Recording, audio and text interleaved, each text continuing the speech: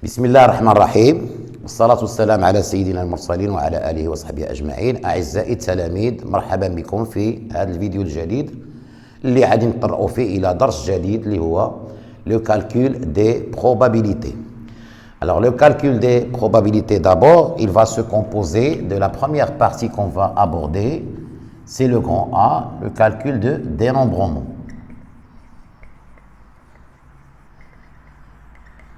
Alors, qu'est-ce que ça veut dire le calcul de dénombrement? Le mot dénombrement, ça vient du mot dénombrer quelque chose. Normalement, بالعربية سميتو التعداد. والتعداد جاي من كلمة عد يعد، يعني أعطيو العدد. Donc dénombrer un ensemble, ça veut dire c'est donner le nombre des éléments de cet ensemble. La première des choses on va voir, c'est petit 1, le cardinal d'un ensemble fini. Alors, qu'est-ce que c'est qu'un ensemble fini? Bon, un ensemble fini, c'est un ensemble où on peut compter les éléments qui constituent cet ensemble. Alors, l'ensemble, il peut être un ensemble des nombres, un ensemble des objets, un ensemble de beaucoup de choses, mais ce qui est intéressant, c'est un ensemble qui est fini. Si je prends par exemple l'ensemble E est égal R, vous voyez que R est un ensemble qui n'est pas fini, donc on ne peut pas savoir combien d'éléments dans R. Un autre exemple, je prends E est égal à l'intervalle 1, 2, et vous savez qu'entre 1 et 2, il y a une infinité de nombres, donc ce ne sont pas des ensembles qui sont finis. Alors là, je parle d'un ensemble qui est fini. Donc, si un ensemble il est fini, par exemple, je prends E est égal à 1, 3 et 5, vous voyez que cet ensemble-là, il comporte 3 éléments. Donc, on peut dire que le cardinal de E égale 3. On va le noter comme ça, c'est CARD de E. Ça veut dire cardinal de E. Donc, une définition petit a, une définition très simple. Si vous avez un ensemble qui est fini, donc le cardinal, c'est le nombre d'éléments qui constituent cet ensemble. Donc, on va dire que vous avez déjà la définition. Si E est un ensemble fini, donc je ne vais pas écrire dans cette vidéo, je ne vais pas écrire toutes les définitions parce que je vous les ai déjà envoyées dans les fichiers. Maintenant, je vais tout simplement expliquer par des exemples.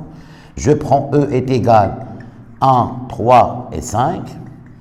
Voilà, je dis que cardinal de E est égal à 3.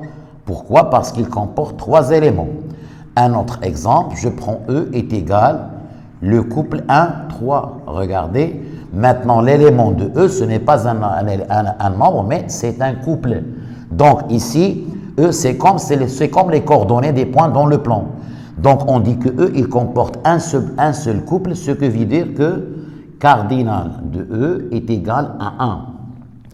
Alors, si par exemple E est égal l'ensemble vide, vous voyez, ça veut dire quoi l'ensemble vide? Ça veut dire qu'il ne comprend aucun élément. Donc, le cardinal de E est égal à 0. Donc, voyons, c'est ça la définition du cardinal d'un ensemble. Mais j'insiste toujours que l'ensemble dans lequel on va travailler, elle doit être un ensemble fini. Alors, maintenant, quelles sont les propriétés, petit b, les propriétés sur les cardinaux? Alors, la première propriété que nous avons deux ensembles, voilà, deux ensembles, regardez, le schéma là, c'est un ensemble qui est A, et ça c'est un ensemble qui est B. Alors, A, il comporte des éléments, par exemple 1, 2, 3, 4, 5, 6, B, il comporte 1, 2, 3, 4, 5, 6. Voilà. Alors ici, on va parler de deux ensembles qui sont très importants dans cette leçon. C'est qu'on va chercher A inter B, l'intersection, et A union B. Alors ça veut dire quoi? Si je dis qu'un élément appartient à A inter B, ça veut dire que c'est un élément qui appartient en même temps à A et en même temps à B. إلا بغينا نقولوا بالعربية ça veut dire هو العناصر المشتركة بين A و B. Alors lorsque je vois les intersections dans cet ensemble-là, Alors, les éléments qui s'appartiennent en même temps à A et à B, ils se trouvent là. Ça veut dire qu'ils comportent deux éléments. Alors ça, ce qu'on appelle, c'est A inter B, c'est l'intersection.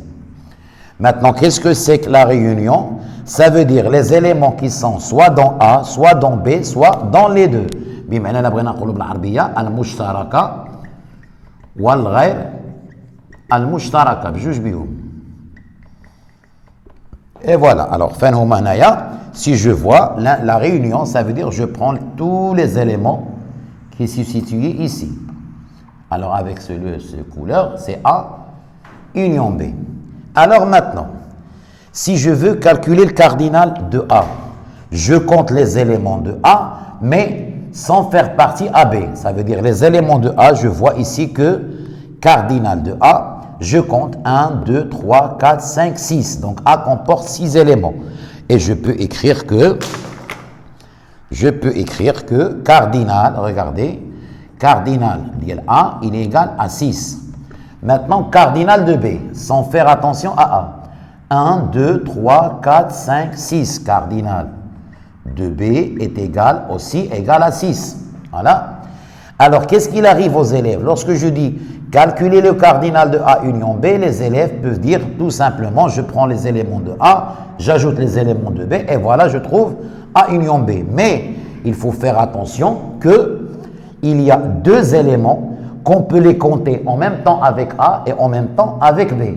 Donc, pour cela, on a la relation qui existe, c'est cardinal de A union B. Vous voyez, si je compte le A union B, je compte d'abord 1, 2, 3, 4, 5, 6, 7, 8, 9, 10. Vous trouvez égal 10. Et là, ce 10-là n'est pas 6 plus 6, parce que 6 plus 6, ça fait 12. Mais quelle était la formule que je vous ai donnée? Alors, la formule qu'on a, c'est tout simplement, regardez, cardinal de A union B, il est égal cardinal de A plus cardinal de B moins cardinal de A inter B. Ça veut dire, cette formule-là que vous avez, je prends les éléments de A, j'ajoute les éléments de B et je retranche les éléments qui appartiennent en même temps à A et B parce que je les ai comptés deux fois. Et si j'applique cette formule, vous trouvez que cardinal de A, ça fait 6, regardez, 6, plus 6, ça fait 12, moins cardinal de l'intersection, il y en a 2, donc, et vous trouvez exactement est égal à 10. Alors, quel est l'exemple qu'on peut donner pour expliquer cette formule dans la réalité? Regardez, je veux compter le nombre d'élèves d'une classe. On a une classe et on veut noter, calculer plutôt, compter les nombres des élèves qui constituent cette classe. Pour cela, on a fait deux séries, regardez, deux listes. La première liste et la deuxième liste. Alors, il y a ici les élèves qui veulent étudier l'anglais. Et ici, les élèves qui veulent étudier l'espagnol. Alors, j'ai remarqué pour la liste des Anglais, il y en a 10 élèves. Les élèves qui vont étudier l'espagnol ont aussi 10 élèves. OK? Sont la même classe. Mais qu'est-ce qu'on a remarqué? Qu'il y a deux élèves qui se sont inscrits en même temps sur la liste d'anglais et la liste de l'espagnol. Et on veut de savoir quel est le nombre de cette classe, le nombre d'élèves de cette classe. Alors, si je compte 10 plus 10, ça fait 20, mais attention, il y en a deux, regardez, deux élèves qui se sont inscrits en même temps dans les deux listes. Donc, si j'applique la formule, le nombre d'élèves que je vais calculer, c'est le cardinal de A union B. Alors, si je fais les calculs, je fais cardinal de A, ça veut dire 10 élèves de la première liste, plus 10 élèves de la deuxième liste, mais moins 2 parce que je l'ai compté deux fois. Et vous trouvez qu'il y a 18 élèves au lieu de 20 élèves. Alors, sans la première propriété, regardez la première propriété sur les cardinaux. Alors, une petite remarque ici, une remarque. Vous voyez si jamais ces deux ensembles-là, A et B, il n'y a pas d'intersection entre les deux. Ça veut dire ils sont comme ça. Vous avez le A, vous avez le B, il n'y a pas d'intersection. Ça veut dire l'intersection A inter B est égale le vide. Alors, on a vu que le cardinal de l'ensemble vide, c'est égal à 0. Donc, si je vois à cette formule et je remplace cardinal A inter B par 0, vous trouvez la formule qu'on va utiliser pendant cette leçon, c'est que le cardinal de A en union B, il est égal cardinal de A plus cardinal de B. Pourquoi? Parce que l'intersection sous cette condition, si l'intersection, nous avons ici, si l'intersection est égale à l'ensemble vide, alors la réunion, il donne la somme. Maintenant, une deuxième remarque, vous voyez que on a en général, lorsque je calcule A inter B, alors j'utilise la lettre E. Pourquoi le E? Parce que lorsque je dis un élément appartient à A inter B, ça veut dire que A appartient à A, et A appartient à B, il y a le E.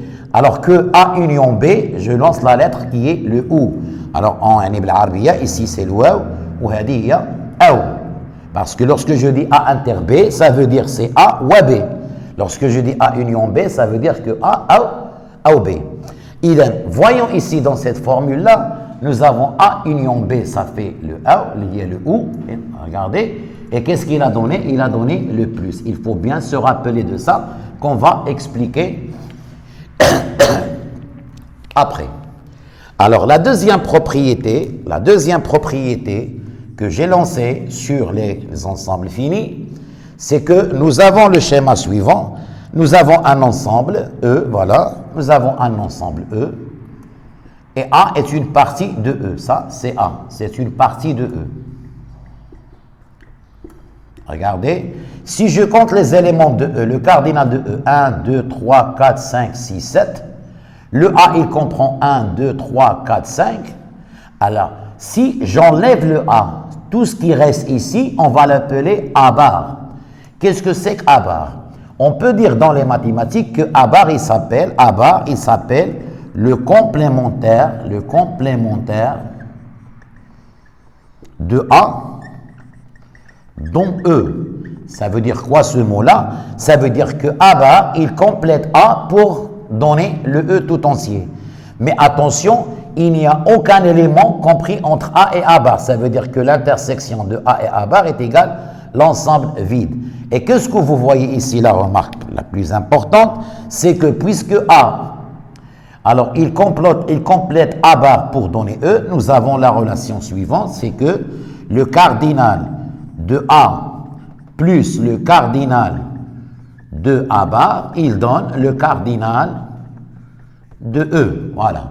Alors, un exemple très très simple dans la réalité, vous avez une classe, voilà une classe qui comporte 2 garçons et il comporte 28 bien les filles.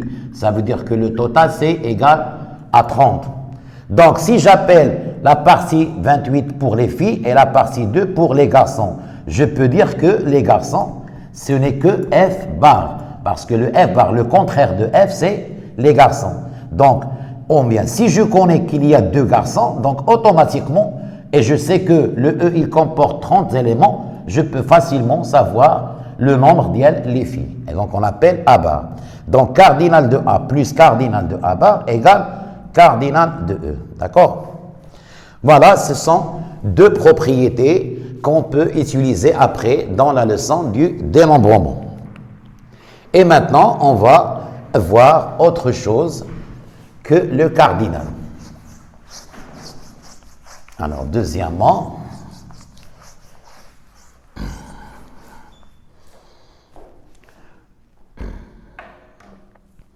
on va parler, deuxièmement, regardez, qu'est-ce que c'est qu'une expérience aléatoire. Donc, بالعربية نسميوها تجربة عشوائية. Je donne le mustalahat بالعربية, comme ça, vous pouvez bien savoir. Alors, petit a, qu'est-ce que c'est que la définition d'une expérience aléatoire? Alors, le mot aléatoire, il veut dire, c'est un mot qui veut dire au hasard. Ça veut dire, on fait une expérience, vous savez, vous avez déjà fait des expériences, mais maintenant, on va aller faire une expérience au hasard. Ça veut dire, si je fais une expérience aléatoire, on ne peut pas prévenir ces résultats avant qu'elles se réalisent. C'est ça la définition d'une expérience aléatoire. Pour ne pas parler trop, je lance les exemples que j'ai déjà lancés dans le cours. Vous avez un lancer, je lance le lancer d'une pièce de monnaie. D'une pièce de monnaie. Bon, alors la majorité de vous, الأكثرية فيكم في الصغر لعب اللعبة ديال عندنا قطعة نقدية كنلوحوها كنقلبوا التريا أولا الملك. Alors en général, si vous êtes en France, on ne va pas dire تريا والملك, mais on va dire pile ou face. Donc lorsque vous lancez une pièce de monnaie, soit vous tombez sur pile, soit vous tombez sur face. Mais regardez, c'est une expérience aléatoire parce que avant que la pièce tombe sur la terre, est-ce qu'on peut prévenir qu'est-ce que ça va donner? Donc on va donner, peut-être il va donner pile, peut-être il va donner face. Donc c'est une expérience au hasard aléatoire. Le deuxième exemple que j'ai donné, c'est on lançait un dé. Lancer un dé. Qu'est-ce que c'est que le dé? Donc c'est un cube, regardez, c'est un cube.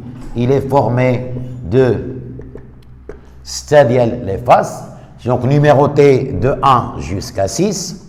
Donc je lance le dé au hasard. Avant que le dé ne se trouve sur la terre, on ne peut pas savoir quel est le numéro qu'il va se donner, donc ce dé. Idem, c'est une expérience aléatoire qu'on ne peut pas prévenir ces résultats. Et le troisième exemple sur lequel on va travailler, et j'insiste sur cet exemple-là, on a un sac, regardez la terminologie qu'on utilise, on a un sac ou bien on dit une urne. Regardez, une urne, c'est un sac, c'est une caisse qui comporte plusieurs boules. Regardez, il y a plusieurs boules. Je peux noter ces numéros 1, 2, 3, 4, 5, 6, etc. Et on va tirer au hasard, ça veut dire, regardez-moi bien, on va tirer au hasard une boule de cette urne. Alors, on peut dire, dans les boules, on dit un vocabulaire que les boules, regardez, les boules sont indiscernables au toucher. Ça veut dire quoi ça? Alors, بالعربية كما نقولوا أن هذه الكرات غير قابلة للتمييز بينها باللمس. Ça veut dire, pour que l'expérience ديالنا soit aléatoire, alors si jamais avec le toucher je peux savoir, donc ça va rien être d'aléatoire. Mais si les boules, je ne connais pas ces numéros, je tire au hasard une boule. Donc avant d'ouvrir la main, je ne sais pas est-ce que ça va donner le numéro 1 ou 2 ou 3 ou etc. Donc on l'appelle ça, c'est une expérience aléatoire. Donc la conclusion, vous avez 3 exemples et il y en a d'autres exemples qui expliquent qu'est-ce que ça veut dire une expérience aléatoire. Maintenant, après avoir fait cette expérience-là, on a un vocabulaire qu'il faut le suivre. Regardez quel est le vocabulaire qu'on va utiliser.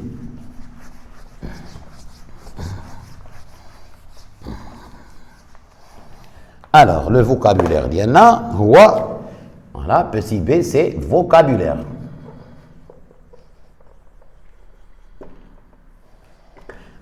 Étant donné une expérience aléatoire, c'est comme ces exemples-là, regardez. Alors, pour la pièce de monnaie, lorsque je la lance une fois, ou bien ça va donner pile, ou bien ça va donner face. Alors, le pile, il s'appelle, c'est une possibilité. Et face, c'est une autre possibilité. Regardez le mot possibilité, ça veut dire c'est quelque chose, c'est d'être possible. Donc, ça peut donner pile et ça peut donner face. Donc, chaque résultat, voilà, chaque résultat d'une expérience aléatoire, il s'appelle possibilité. Regardez, on l'appelle possibilité. Alors, il y a un autre mot, ce n'est pas la peine, mais Donc, l'arabia, c'est imkaniya, ça veut dire شي حاجة اللي يمكن توقع. Mais qu'est-ce qu'on fait avec ces possibilités? Je prends un ensemble que je vais l'appeler oméga, regardez. Et qu'est-ce que je fais dans cet ensemble? Je vais noter toutes les possibilités, tous les résultats possibles, alors dans une expérience aléatoire. Par exemple, le cas d'une pièce de monnaie, nous avons ou bien pile ou bien face. On dit que oméga, il comporte deux possibilités. Dans le cas de lancer un dé, donc il y a ou bien le 1, ou bien le 2, ou bien le 3, ou bien le 4, ou bien le 5, ou bien le 6. Donc vous trouvez que oméga, il comporte 6 éléments. Donc qu'est-ce que c'est que le oméga pour nous? Oméga, il s'appelle l'univers. D'où vient ce mot? Parce que l'univers, بالعربية هو الكون. وانتم كتعرفوا بأن الكون il comporte toutes les choses possibles. Donc oméga, il comporte tous les éléments possibles d'une expérience aléatoire. Et maintenant, je peux prendre par exemple une partie de oméga. Par exemple, ici, dans ce cas-là, oméga, il y a le 1, 2, 3, 4, 5, 6. Si je m'intéresse aux nombres qui sont impairs, alors je groupe les nombres impairs sont là. Qu'est-ce que je peux dire? Ils forment une partie, on dit que A est une partie de oméga. Oméga, oméga. Je peux prendre une autre partie, regardez les nombres qui sont pairs. Voilà, sont les nombres pairs. Donc c'est une autre partie, on l'appelle B. Donc je peux décomposer oméga en plusieurs parties. Chaque partie A de oméga, il s'appelle un événement. Regardez le mot que vous allez trouver dans beaucoup d'exercices de probabilité, événement. Donc qu'est-ce que c'est qu'un événement? Un événement n'est qu'autre, c'est une partie de oméga. Donc nous avons une possibilité. Nous avons l'univers, c'est l'ensemble des possibilités, et nous avons l'événement, c'est une partie de l'ensemble oméga. Donc ce sont, regardez, ce sont les vocabulaires qu'on va utiliser dans ce chapitre. Maintenant, on est arrivé au but. Quel est le but du dénombrement? Pourquoi on utilise le dénombrement? Regardez, je vais vous donner un exemple très simple. Si jamais votre téléphone est éteint et vous voulez l'allumer, alors il vous faut un code. Le code là, il est formé de 4 chiffres que vous allez choisir parmi les chiffres 0, 1, 2, 3 jusqu'à 9. Alors si jamais je veux allumer votre téléphone, moi je ne connais pas le code. Donc je vais faire un code au hasard formé de 4 éléments. Mais il faut bien faire attention. Moi, ce qui m'intéresse, ce n'est pas votre code pour allumer le téléphone. Le but de cette leçon, c'est de savoir combien y a-t-il de codes possibles. Dans cette code possible, il y en a un qui est le vôtre. Donc moi, je ne cherche pas à savoir quel est votre code. Je veux savoir le nombre total des codes. Dans ce nombre total, il y en a un qui est le vôtre. Alors, le but, nous, dans ce qui nous intéresse, en faisant une expérience aléatoire, on va créer le oméga qui comporte les possibilités dans cette expérience aléatoire. Donc, le but, Diana, on va de chercher combien y a-t-il de possibilités dans une expérience. Ça veut dire quoi? Combien y a-t-il de possibilités? Regardez. Combien y a-t-il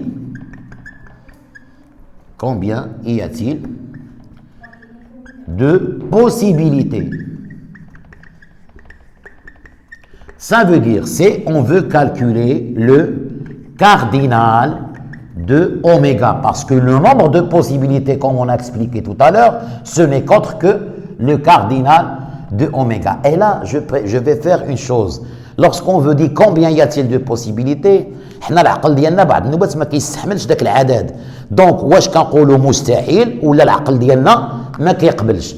Alors si vous voulez être مستحيل, donc non, on parle d'un ensemble qui est fini. Donc c'est un ensemble qui est fini et là un cardinal. Donc les méthodes qu'on va vous aider sont, il s'appelle le dénombrement. C'est ça le but de ce chapitre. Et je vous ai expliqué que le dénombrement n'est autre que les méthodes qu'on va utiliser pour calculer le cardinal de oméga dans des expériences aléatoires.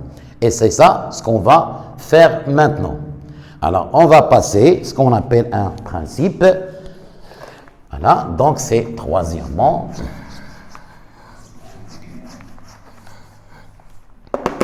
Troisièmement, le principe fondamental du dénombrement.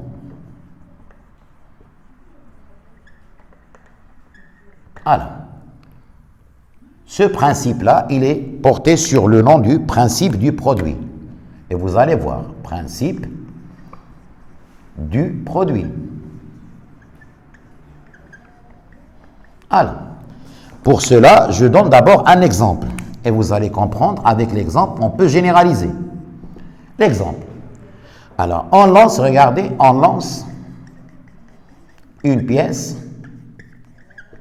de monnaie une seule fois.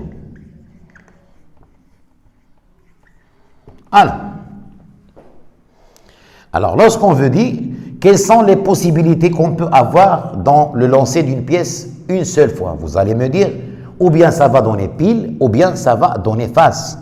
Donc je prends oméga, bien là, oméga, il comporte deux éléments, soit pile, soit face. Ce qui veut dire que le cardinal de oméga, hadawa le but diana. Le cardinal de oméga, il y en a deux. Ça veut dire qu'il y a deux possibilités. Maintenant, je lance la pièce deux fois de suite. On lance la pièce deux fois de suite. Ça veut dire quoi? Ici, on l'a lancé une fois. Regardez, je vais faire l'expérience. Je dis à un élève de sortir ailleurs de la classe et je fais l'expérience. Je lance la pièce la première fois, je lance la pièce la deuxième fois et je fais entrer l'élève. Alors, je lui ai dit, donnez-moi une possibilité. Alors, écoutez bien, qu'est-ce qu'il a dit la réponse? Il a dit, monsieur, ça a donné pile. Donc, est-ce que cette réponse est juste? Bien sûr que non. Pourquoi? Parce que notre expérience, alors, il faut me donner deux éléments. Parce que lorsque j'ai lancé la pièce de monnaie, donc lorsque tu me dis, alors il a donné pile, donc ce n'est pas la bonne réponse.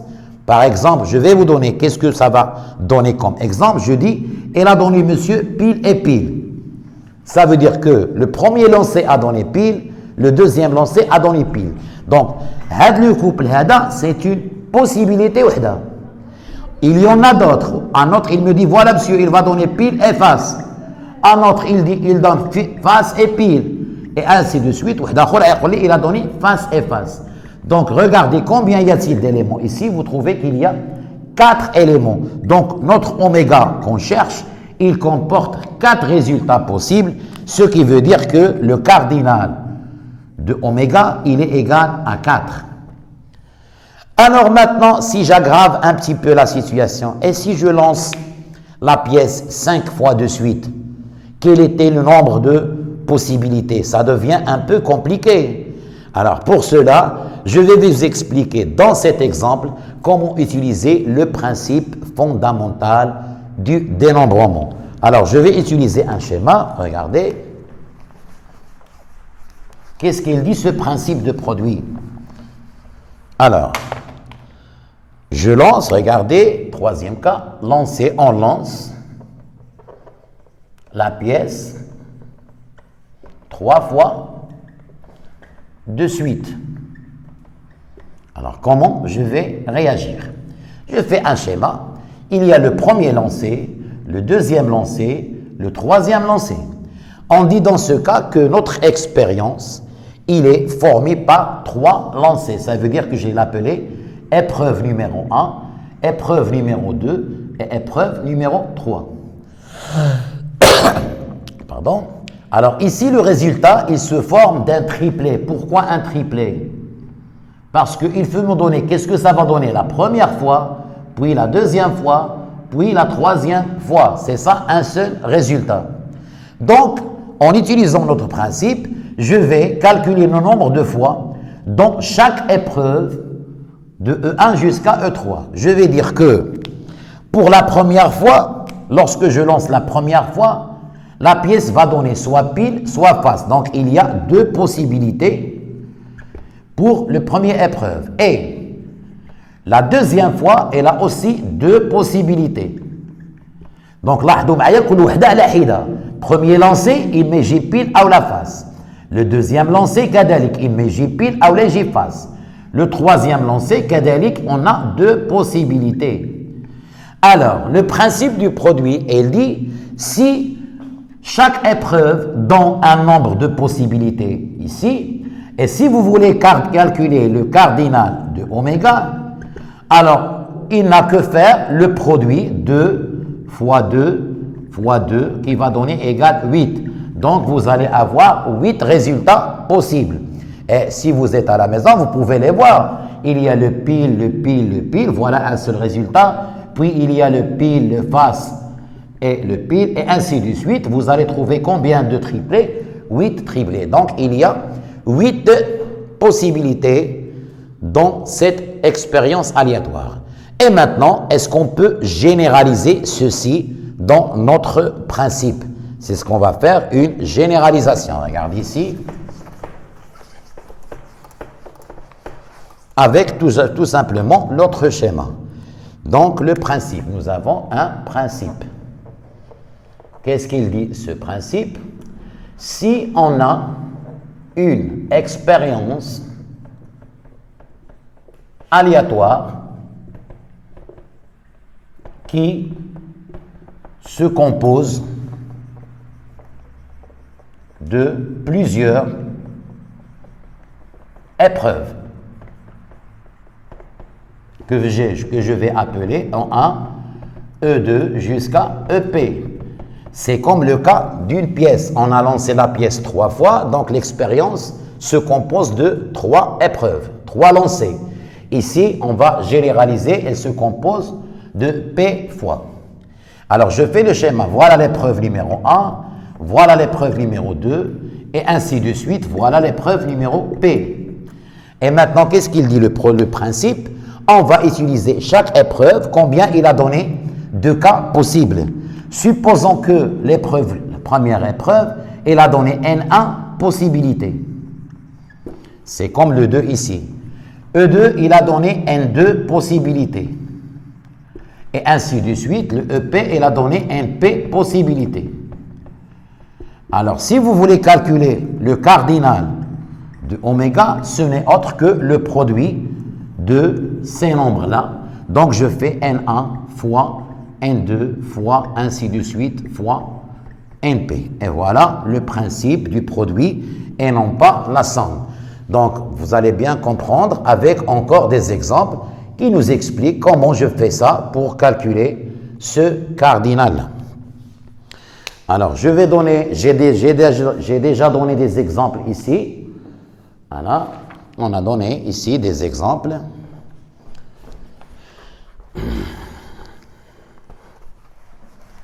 Qui expliquent ce principe-là. Regardez, premier exemple. Exemple.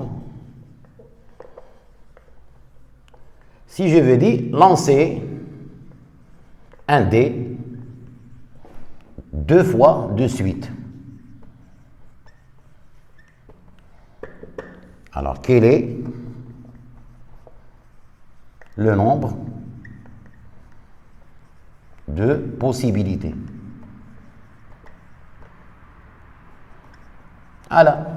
Alors, comme on va travailler ce principe, je sais qu'un dé, il comporte 6 numéros. On a lancé le dé 2 fois de suite, regardez. Donc, il y a la première fois et la deuxième fois. L'épreuve numéro 1, l'épreuve numéro 2. C'est ainsi, toujours, je vous conseille que les exercices de dénombrement et de probabilité, il faut toujours, s'il vous plaît, de schématiser parce qu'il ne faut pas se précipiter de donner la réponse. Alors là, il faut bien faire des schémas en utilisant la leçon. Maintenant, je parle. Le premier lancé, si je lance le dé une seule fois, donc il va donner 6 possibilités, soit le 1, soit le 2, jusqu'à 6. Deuxième épreuve kadalik, il va donner 6 possibilités. Par exemple, comment voir ça? Vous avez un couple qui comporte I et J. I, c'est le numéro qui a donné le premier lancé. J, c'est le numéro qui a donné le deuxième lancé. Le I, il peut être le 1, le 2 jusqu'à le 6. Donc, il y a pour I 6 possibilités. Pour le J, il y a encore 6 possibilités. Maintenant, il y a ici le E. Je fais le principe du produit. Le cardinal de oméga que je cherche est égal à 6 fois 6, ça fait 36. Donc, on dit qu'il y a 36 résultats possibles. Alors, vous pouvez toujours les manipuler. Ça veut dire qu'il y a le 1, le 1, le 2, le 1, le 3, et ainsi de suite. Et là, lorsqu'on كنقول لكم لما كتقول لشي واحد اعطيني لو نومبر دو كوبل شنو كيقول لنا التلميذ كيقول لي واستاذ بزاف عليا هاد بزاف عليا ça veut dire واش مستحيله ولا العقل ديالنا ما قدرش يقبطها. Donc le but ديالنا avec cette méthode là, avec ce principe là, on peut toujours donner le nombre quoi qu'il soit. On peut même lancer le dé 1000 fois et avec cette méthode je peux toujours calculer le nombre de cas possibles. Alors, un deuxième exemple qui est très simple ici, voilà, un deuxième exemple.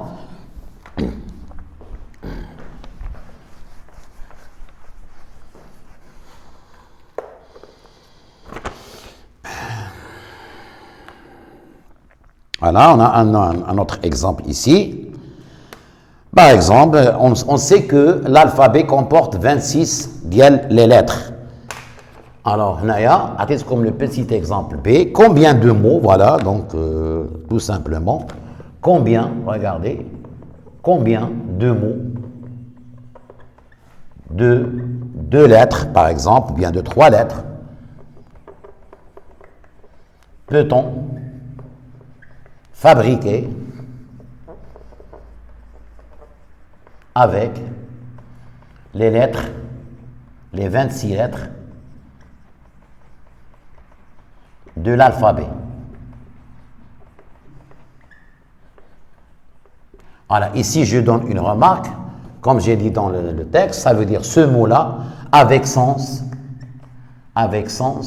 ou sans sens. Ça veut dire, je ne veux pas chercher est-ce que le mot a un sens ou non.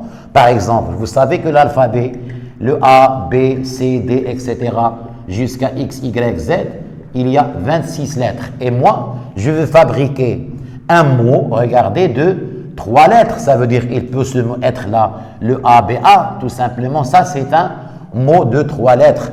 Peu importe est-ce qu'il a un sens ou non, mais il a 3 lettres qu'on peut choisir parmi ces 3 lettres. Donc, je fais notre schéma. Voilà le mot, il comporte 3 lettres. Et je vais choisir, chaque lettre, je vais la choisir de cette liste-là qui comporte 26 lettres. Donc, le premier, qu'est-ce que je peux donner dans le premier? Le premier, ça peut être A ou B ou C ou Z, ça veut dire le premier, il a 26 possibilités. Le deuxième aussi, il a aussi le 26 possibilités. Le troisième, il a 26 possibilités. Alors, si j'applique la règle du principe du produit, on a le cardinal de oméga ne être que 26 fois 26 fois 26, ça veut dire c'est 26 à la puissance 3. Et avec une calculatrice, vous pouvez vous donner tout simplement, ça donne 17 376. Regardez, alors, في الأول أنت ما قدرش يطيح عليك الفكرة ديال واش كاين 17 376, mais en utilisant le principe du produit, vous trouvez que le nombre ما بقاش مستحيل, إنما on a trouvé ce mot-là. Donc voilà notre principe du produit. Alors, فين نقدروا نطبقوا هذا le principe هذا, on va les appliquer dans la chose qui كيعطينا دائما في التمارين اللي هما une urne avec les boules. Donc on va appliquer ça, une application. Regardez, nous avons une application là.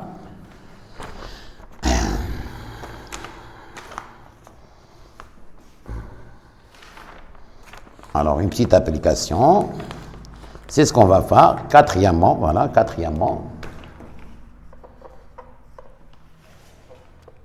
Alors, on va appliquer application.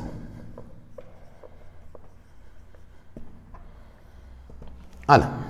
Dans cette application-là, je vais considérer un exemple d'abord. Nous avons un sac ou bien une urne qui contient N boules Bien sûr, toujours le même mot, vous allez vous habituer à ce mot-là, indiscernable au toucher, comme ça l'expérience ça reste aléatoire, et on tire au hasard un nombre P de boules de l'urne. Donc nous avons une urne qui contient des boules, regardez, et on tire au hasard un certain nombre de boules. Alors avant de passer au calcul, d'abord il faut savoir qu'il y a trois types de tirage. Les types qu'on va étudier de tirage, alors se comportent de trois façons. Ou bien il y a un tirage successif, ou bien il y a un tirage simultané. Regardez, j'ai expliqué. Ça veut dire quoi le tirage successif et ça veut dire quoi le tirage simultané. Le tirage successif, بالعربية كيتسمى, regardez, le tirage successif, بالعربية كيتسمى بالتتابع. Ça veut dire quoi بالتتابع؟ هي سهلة. عندنا une urne, je tire la première, je tire la deuxième, je tire la troisième. Ça veut dire وحدة بوحدة. Donc j'ai expliqué donc l'une après l'autre. L'une après l'autre. Le tirage simultané, بالعربية كيتسمى في آن واحد.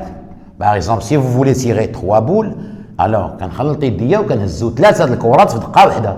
في آن واحد, ça veut dire en même temps. En même temps. Et voilà, donc nous avons deux sortes de tirage. Il y a le tirage successif, il y a le tirage simultané. Donc, la première des choses, on va s'intéresser au tirage successif. Et après, on va passer au tirage simultané. Donc, qu'est-ce que c'est que le tirage successif? Et je pars d'un exemple, puis je peux généraliser. Alors, supposons que nous avons, regardez, un exemple. Nous avons une urne qui contient 10 boules numérotées 1, 2 jusqu'à 10. Et on tire au hasard 3 boules successivement. Donc nous avons le nombre c'est 10, regardez, le total des boules c'est 10. Et on tire ça, il faut bien l'assimiler. 3 boules successivement, ça veut dire l'une après l'autre. Alors là, il y a deux cas qui se présentent.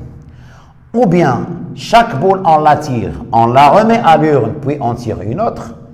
Ou bien, la boule qu'on tire, on ne la remet pas dans l'urne, et puis on tire l'autre.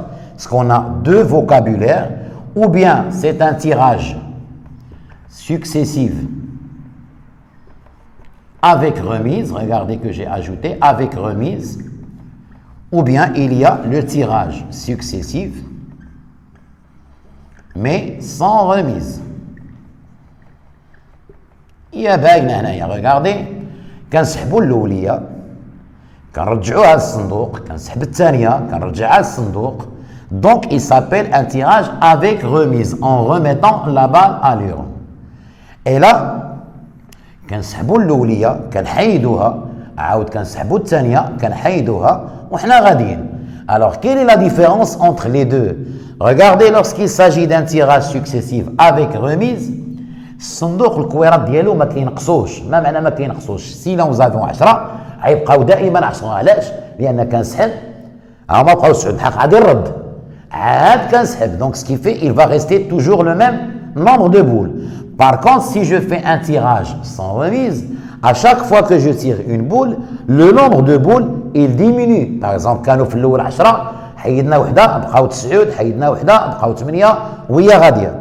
Alors, بغينا نعرفوا quel est le nombre de cas possibles dans chaque situation. Alors, regardez ici, si jamais je vais noter en abréviation, tirage successif mais avec remise. Si je pars, alors je note ici le 1 et je ici le 2. Pour le 1, tirage successif avec remise. Alors, comment j'explique? J'applique le produit du principe de tout à l'heure. Alors, on veut avoir 3 boules. L'urne contient 10 boules numérotées de 1 jusqu'à 10. Pour savoir le nombre de cas possibles, alors je vais séparer l'épreuve Lula et l'épreuve Tania et l'épreuve Thalta. La première boule هي الأولى غادي نسحبوا من الصندوق. شنو يمكن تطلع لي في la première boule؟ يبقى طلع le numéro 1 أو le 2 أو le 10. On dit que la première boule عندها 10 ديال les possibilités. رجعناها للصندوق. La deuxième boule, toujours il y a 10 possibilités. Donc qu'est-ce que vous remarquez? Que chaque fois que je tire, le nombre de possibilités ne change pas.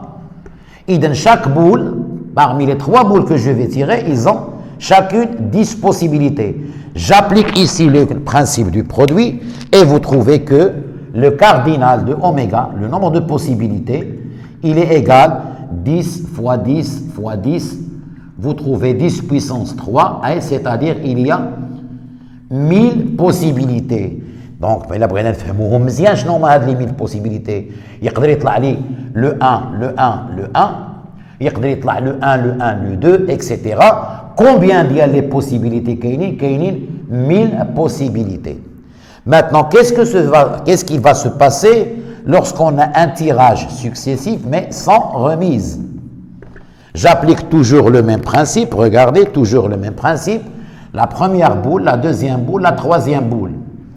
Alors la première, هي الأولى عاد غادي نسحبوا الصندوق باقي فيه 10. Donc la première boule عندها 10 des possibilités. Mais حيدناها. Attention maintenant, l'urne, il contient tout simplement 9 ديال les boules.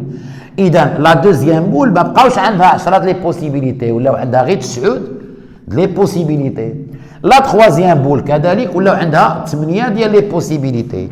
En appliquant toujours le principe du produit, vous allez trouver toujours que cardinal de oméga, regardez, il est égal, alors 10 fois 9 fois 8, on applique le produit, que ça donne 720 ديال les cas. Donc avec remise, il a donné 1000 possibilités, avec sans remise, il a donné que 720 possibilités.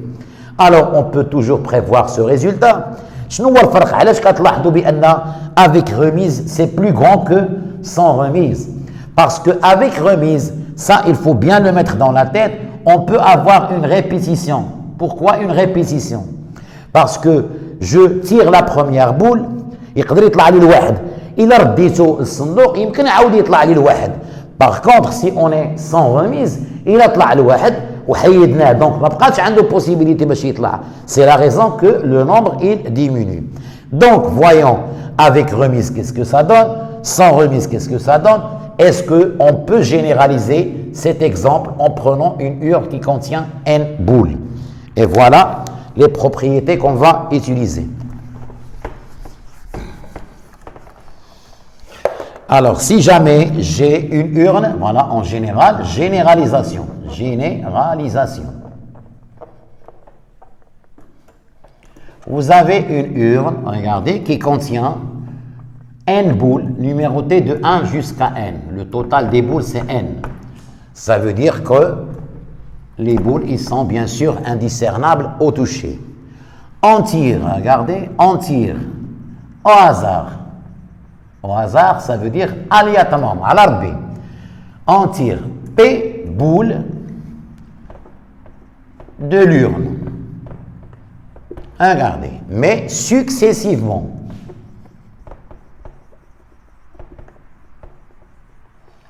Donc là, il faut lire bien attention l'expérience. Nous avons le total, c'est L. On va tirer P dial les boules, mais comment, de quelle façon? C'est successivement. Alors, on va séparer les deux. Regardez, avec remise, qu'est-ce que ça va donner? Et sans remise, qu'est-ce que ça va donner? Alors, si j'applique le principe du produit, regardez, le cardinal de oméga, je vais séparer cette expérience, P ça veut dire de 1 jusqu'à P. La première boule, هي الأولى على ربي عندها n. Je la remets. La deuxième boule, يبقى عندها n. La troisième boule, عندها n. C'est ce que je dis tout à l'heure. Si jamais on est en remise, avec remise, le nombre ne change pas. N fois n fois n fois n fois n, combien de fois?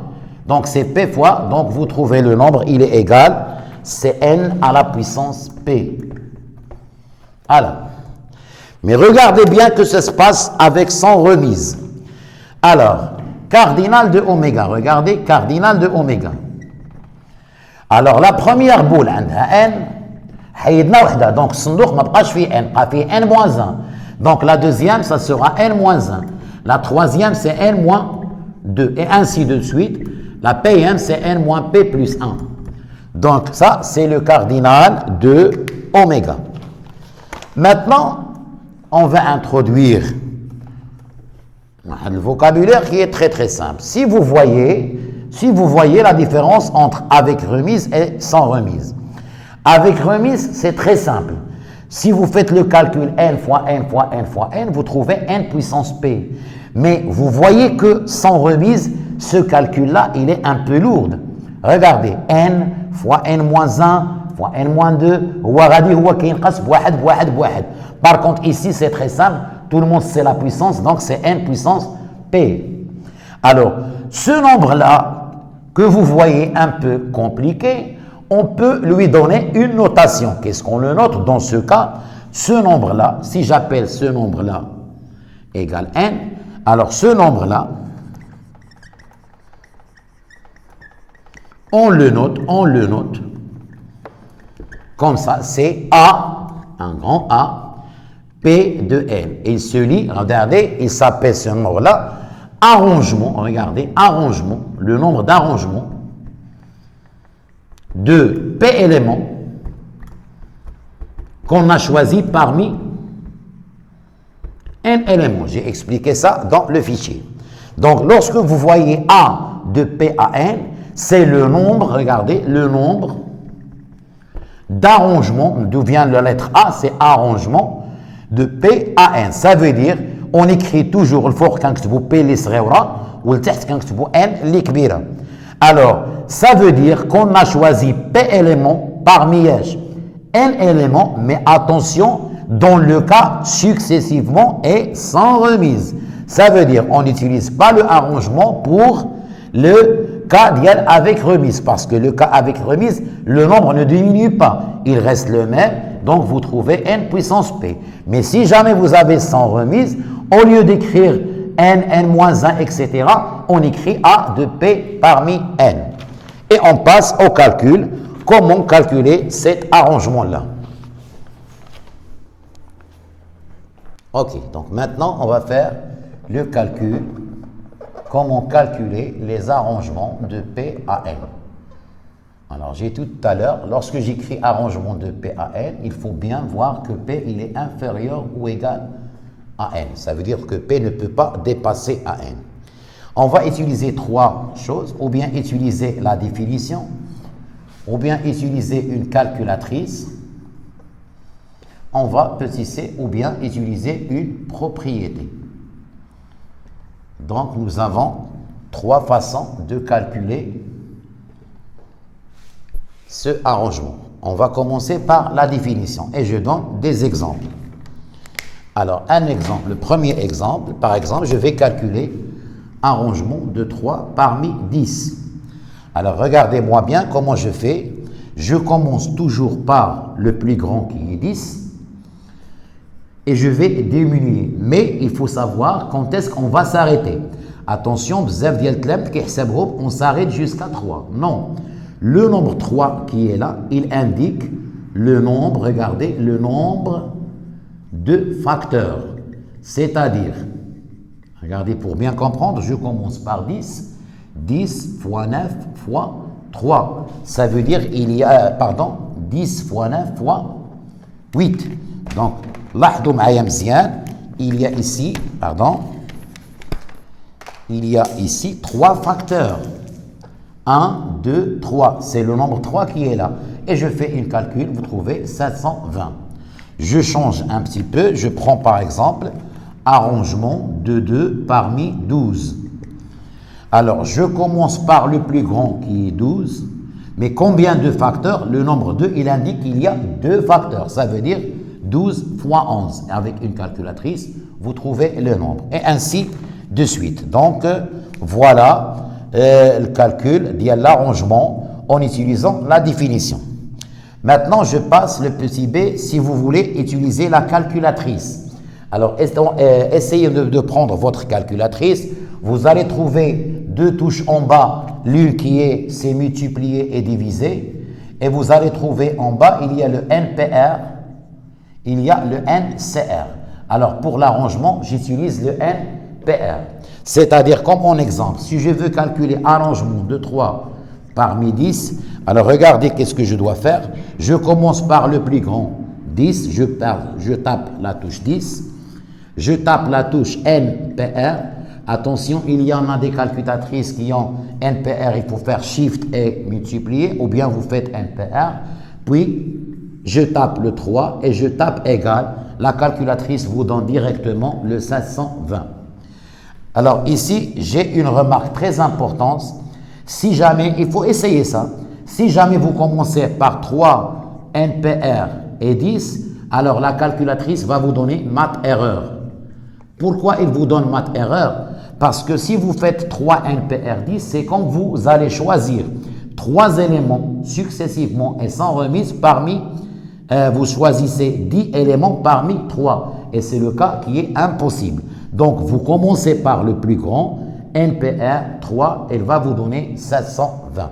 Donc, vous avez soit à utiliser la définition, soit à utiliser la calculatrice. Et vous savez que dans les concours, on vous enlève la calculatrice. Donc, je vous conseille de bien voir la définition. Maintenant, une autre propriété, en utilisant des propriétés qui vont nous aider pour calculer d'une autre façon cet arrangement. Alors, regardez, je passe d'abord par un exemple. Je prends arrangement de 4 parmi 4. Vous voyez, je vais utiliser le cas où P, le nombre P, il est égal exactement à N. Alors, si je veux calculer arrangement de 4 parmi 4 en utilisant la définition, je commence par 4 et je dois faire 4 bien les chiffres. 4 fois 3 fois 2, je tombe sur 1. Alors, ce qui porte شويه ديال الانتباه هو lorsque vous avez A de 10 parmi 10, ça veut dire lorsque N égale à P, alors vous commencez par 10, 9, 8, etc. Et il faut mettre 10 dans les facteurs, donc vous êtes sûr, vous allez tomber sur 2 fois 1. Cela veut dire que lorsque N est égal à P, tu commences par N et obligatoirement tu vas finir par 1. C'est-à-dire, on a le résultat, la propriété suivante, c'est que vous avez A de N parmi N, ça veut dire que P égale à N. Alors, sans faire les calculs, il faut commencer par N, diminuer de 1, et etc. Mais obligatoirement, vous allez finir par 2 fois 1. Alors, ce nombre-là, il est fascinant parce qu'on commence par N et je finis toujours par 1. Ce nombre-là, on va le noter comme ça, N avec un point d'exclamation. Ce nombre-là, N, et le point d'exclamation, il s'écrit, le nombre N, c'est celui, sa lecture, c'est factoriel, regardez, c'est le factoriel N. Bon, maintenant, si je donne des exemples, alors si je vous donne quel est le factoriel 4, ce n'est que arrangement de 4 parmi 4, ce qui donne 4 fois 3 fois 2 fois 1. Et donc, chaque fois, on vous donne 7 factoriels, cela veut dire que je commence par 7, fois 5, fois 4, fois 3, fois 2, et je termine toujours par 1. Donc, le factoriel, il commence par le nombre et se termine par 1. Mais une petite remarque qu'il faut voir toujours, c'est que cette formule-là, en l'utilisant pour n différent de 0, parce que si vous faites n est égal à 0, alors il ne faut pas mettre que multiplie par 1 multiplie par 0. Donc, cette formule-là, elle est réservée pour n différent à 0. Et qu'est-ce que ça se passe pour n égale à 0? On a dit ça par convention, ça veut dire, nous avons toujours le factoriel de 0 est égal à 1. Alors, si jamais vous avez ces touches-là, vous l'avez déjà en calculatrice, La calculatrice, vous allez trouver x factoriel. Si vous tapez le 0 factoriel, vous allez trouver égal à 1. Mais autre que 0, alors on utilise cette définition. Par exemple, le factoriel 1, c'est égal à 1. Factoriel 2 est égal 2 fois 1, c'est égal à 2. Factoriel 3, il est égal 3 fois 2 fois 1, ça fait 6, et ainsi de suite. Alors, qu'est-ce qu'on fait avec ce factoriel? Ce factoriel, il va nous conduire à faire une autre propriété. Comment faire les calculs avec les factoriels? D'abord, regardez, d'abord, il n'y a pas d'opération sur le factoriel. Ça veut dire qu'on n'a pas factoriel de n plus factoriel de n plus 1 est égal, donc on a tout simplement le calcul direct. Regardez cette remarque que je vais faire ici, une remarque. Si je prends le factoriel 7 par exemple, le factoriel 7, il est égal à 7 fois 6 fois 5 fois, etc. jusqu'à fois 1. Alors, je peux le décomposer comme je veux. Je prends le 7, tout ce qui reste là, regardez, tout ce qui reste là, ce n'est que le 6 factoriel. D'accord? Parce que c'est le 6 jusqu'à 1. Donc, je peux dire que 7 factoriel, je peux le décomposer, c'est 7 fois le reste qui reste, c'est 6 factoriel. Je peux encore décomposer. Si je prends le 6 fois le 6, le 7 fois le 6, alors qu'est-ce qu'il reste? Il reste le 5 jusqu'à 1, ça veut dire fois 5 factoriel, et ainsi de suite. Vous allez me dire à quoi ça sert cette décomposition. Alors, si par exemple, on veut calculer le nombre a est égal 7 factoriel sur 5 factoriel. Bon, ou bien vous faites le calcul direct, ça veut dire quoi direct? Regardez, tu décomposes le 7 factoriel jusqu'à 1, 7 fois 6 fois 5 fois 2 fois 1. Tu composes le 5 factoriel de la même façon, 5 fois 4 fois 3 fois 2 fois 1. Et on passe à une simplification. C'est-à-dire, regardez, vous simplifiez tout ça, il se simplifie avec tout ça et il reste 7 fois 6. Mais au lieu de faire cette méthode-là, je peux aller d'une autre façon très simple. Je dis que 7 il est supérieur à 5. Donc, 7 factoriel n'est autre que 7 fois 6 avec tout ce qui reste 5 factoriel sur 5 factoriel et je simplifie par 5 factoriel. Il nous donne le même résultat que 7 fois 6. Bon, il y en a des élèves qui disent, bon monsieur, pourquoi on ne peut pas faire une calculatrice? Je veux dire, bon d'accord, pourquoi pas, vous faites une calculatrice. Mais si jamais on vous donne avec des lettres, c'est-à-dire on vous donne de calculer le b qui est égal n plus 1 factoriel sur n factoriel. Alors là, je vous dis que la calculatrice ne va pas vous donner ce nombre-là. Mais on doit essayer de simplifier un petit peu. Le n plus 1, c'est comme j'ai fait ici. Le n plus 1, il est supérieur à n. Donc, je fais n plus 1. Ce qui reste, c'est n fois, et donc ça veut dire qu'il reste le n factoriel. Sur n factoriel, je simplifie avec ça, et je trouve qu'il est égal tout simplement n plus 1. Tout ceci peut nous aboutir à une propriété. Cette propriété, je peux l'utiliser de comment calculer l'arrangement d'une troisième façon. Nous avons pour quel que soit un P, il est supérieur à 0 et inférieur à n. Si vous voulez calculer arrangement de P parmi n, vous allez trouver une propriété très simple. Je sais que n elle est supérieur à P, donc je commence par le plus grand, je fais en haut le n factoriel, et en bas, je fais la différence n moins P factoriel. Cette méthode nous permet de calculer l'arrangement sans utiliser la calculatrice. Et pour finir, je dois donner tout simplement un petit exemple. On a déjà calculé arrangement de 3 par 10 avec de deux façons, en utilisant la définition, en utilisant la calculatrice. Si jamais je veux appliquer cette propriété, le 10 il est le plus grand, je commence par 10 factoriel sur, je fais 10 moins 3 avec n égale 10, p égale 3. 10 moins 3, ça fait 7 factoriel. Et là, j'applique l'astuce de tout à l'heure. Puisque 10 est supérieur à 7, je décompose 10 fois 9 fois 8 avec ce qui reste, c'est le 7 factoriel sur 7 factoriel. Et maintenant, je simplifie, ça donne 10 fois 9 fois 8 qui est égal à 720. C'est le même résultat qu'on a trouvé avec la définition et avec la calculatrice. Et voilà, on vous a donné tout sur le calcul des arrangements. Alors, pour bien assimiler cette leçon, on va bien voir un exercice où on va appliquer les propriétés sur les cardinaux, les propriétés sur principes fondamentaux du dénombrement, et en utilisant toujours, ou bien avec remise, ou bien sans remise, comment voir cette chose-là. La prochaine vidéo, Inch'Allah. Donc, je vous laisse et à la prochaine fois, Inch'Allah. Merci bien.